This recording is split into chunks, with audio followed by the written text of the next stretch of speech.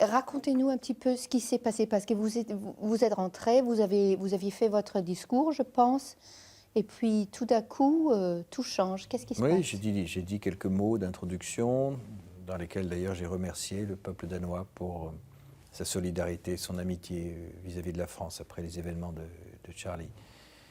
Et puis je me suis assis.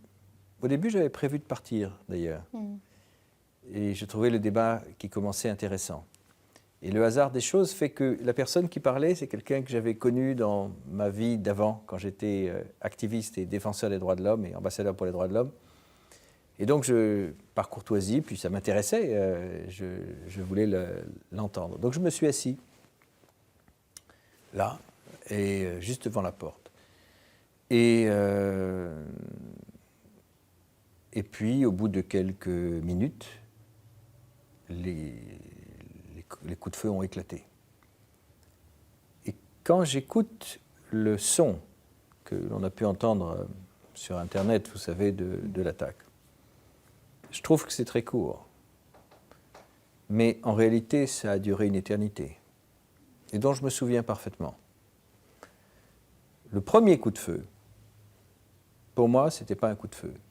C'était une table qui tombait, une armoire qui se renversait. Le deuxième, je me suis dit, non, c'est des pétards, quelqu'un joue au pétard. Et le troisième, j'ai compris. Et le souvenir que j'ai, c'est le souvenir d'une très grande lucidité sur ce qui se passait. Comme si tout le cerveau se concentrait, non pas sur les émotions, pas de peur, pas de tristesse, pas de panique, donc pas sur les émotions, mais sur l'analyse de la situation. Et l'analyse, c'est « je vais mourir ». Ce qu'ils sont en train de faire, c'est exactement Charlie.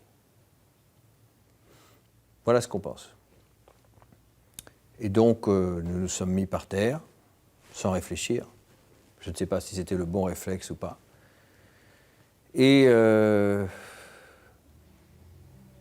au bout de quelques instants, je ne saurais pas dire combien de temps, quelqu'un a dit il y a une sortie par là, et nous sommes levés, nous avons couru vers la sortie.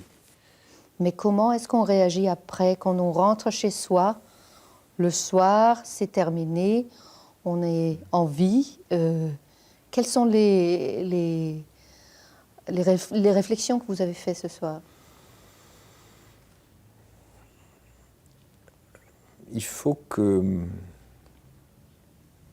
tout ceci se calme. Il y a eu aujourd'hui la visite du ministre français, la mobilisation de toute cette ambassade est une équipe formidable. Tous les témoignages d'amitié de la société danoise.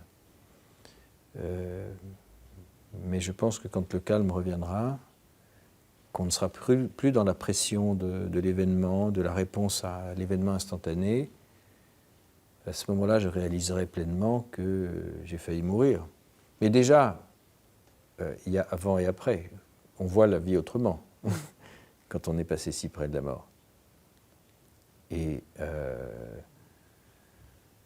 ce que je souhaite le plus fort, ce qui est ma crainte principale, c'est que ce que les Danois ont de plus cher, c'est-à-dire ce mode de vie basé sur la confiance, qui est unique au monde.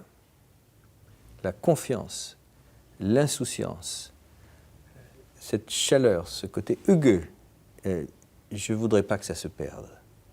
Le monde a besoin de l'exemple danois dans bien des domaines où nous devons chercher une inspiration sur le Danemark, l'environnement, la politique sociale. Il y a bien des domaines où je trouve le Danemark absolument exemplaire.